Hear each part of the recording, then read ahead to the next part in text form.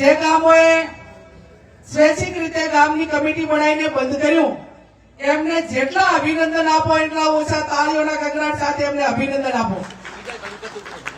અને હવે જે ગામોએ નથી બંધ કર્યું એ 15-20 દિવસની અંદર ગામની કમિટીઓ બનાવે। આપણે ઓલે વધી વેલને ખોખોની જેમ કરવાનું છે કે એક ગામમાંથી નીકળ્યું, બીજા ગામમાંથી નીકળ્યું, ત્રીજા ગામમાંથી નીકળ્યું, એમ આપણા 50-60 ગામ જે છે એ ગામોમાંથી નીકળે એટલે બાકીનું પછી કઈ રીતે આપણે એને આગળ વધારવું એમાં જ્યાં જરૂર પડે ત્યાં પોલીસને ભલામણ કરવાની હોય, ક્યાંક રૂબરૂ આવવું પડતું હોય, કોઈ આગેવાનને સમજાવવાનો હોય તો અડધી રાતે એમાં અમારી તૈયારી છે। પેલા સ્વૈચ્છિક રીતે સમજાવવાથી એ પોતે વેચવાનું બંધ કરે। ખરેખર તો તંત્રીની તનવારની અંદર કર્યું એ જેટલા તંત્રીને અભિનંદન આલો એટલા ઓછા એમ।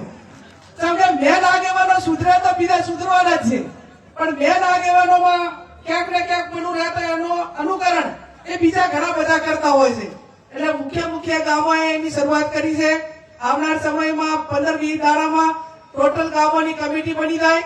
કમિટી બન્યા પછી એક આખી મીટિંગ થાય, એને સ્વૈચ્છિક રીતે સમજાવજો, ના સમજાય તો પોલીસને હવાલે કરજો। અને ઘણા બધાનું સારું થતું હોય તો 2-5-25 જણાને ખોટું લાગે તો એમાં કઈ નુકસાન ના સમજતા એ આવનાર પેઢીને મજબૂતી માટે કરીને એના માટે કરીને આપણે કહેવાનું છે। એટલે દારૂ બાબતમાં પણ ખૂબ ગંભીરતાથી, તટસ્થતાથી સાથે મળીને આપણે સૌએ કામ કરવાનું છે। આપ સૌનો ખૂબ ખૂબ આભાર।